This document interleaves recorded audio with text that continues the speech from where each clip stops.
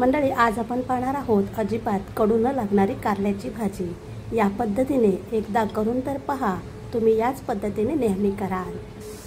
नमस्कार मंडळी, कसे आहात सर्व? तर आज आपण पाहणार आहोत कारल्याची भाजी। एकदम बारीक कारलं कट करायचं। ही भाजी मस्त लागते आणि तुमच्या मुलांना आणि तुम्हाला पण सुद्धा खूप आवडेल। चला तर वेळ न घालवता रेसिपीला सुरुवात करूया। इथे 7 ते 8 गावठी कारली घेतलेली आहेत, स्वच्छ धुवून पुसून घेतलेली आहेत। आता व्यवस्थित कट करून आतील बिया काढून एकदम बारीक कट करायचे आहेत। बारीक कट केल्यामुळे व्यवस्थित फ्राय होतात आणि चांगले शिजतात आतून बाहेरून। या प्रकारे आपल्याला बिया काढायच्या आहेत। यामध्ये कांदा जास्त घ्यायचा आणि लसूण पण जास्त घ्यायचे, त्यामुळे खूप भारी लागते ही भाजी। एकदा करून पहा, या पद्धतीने तुम्हाला खूपच आवडेल। आरोग्याला उत्तम अशी कारल्याची भाजी आहे। तुमच्या मुलांना पण द्या आणि तुम्ही पण द्या। आठवड्यातून एकदा तरी ही भाजी खायची। तर जेव्हा आपण जास्त गोड खातो त्या दिवशी ही भाजी नक्की खा।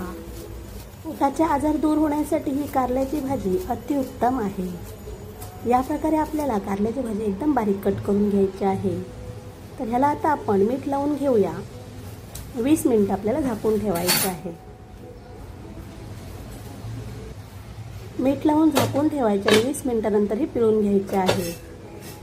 त्यामुळे ह्यातील कडवटपणा कमी होतो आणि ह्यातील जो रस असतो तो आपल्या मुलांना द्यायचा आणि स्वतः पण प्यायचा।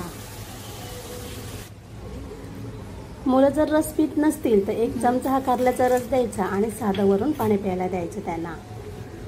तर 20 मिनिटांनंतर कारलं आपलं पिळून झालेलं आहे। आता हे 2 चमचे तेलामध्ये व्यवस्थित 5 ते 10 मिनिटं लो फ्लेमवर फ्राय करून घ्यायचं आहे।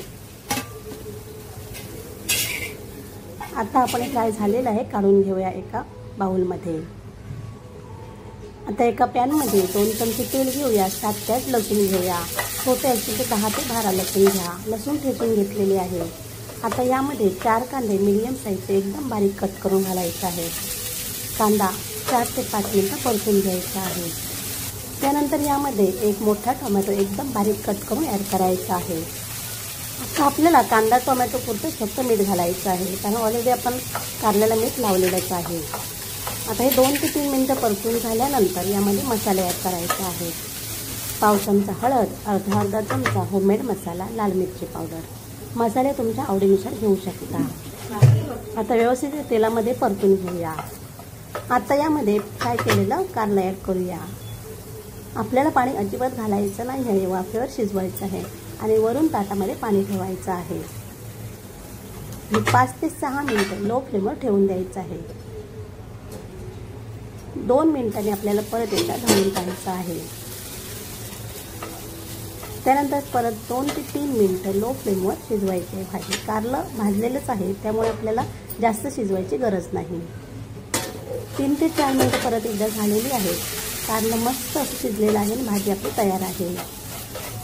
आता यामध्ये अर्धा कप ओलं खोबरं घालायचं आहे आणि 2 ते 3 चमचे भाजलेल्या शेंगदाण्याचा कूट घालायचा आहे।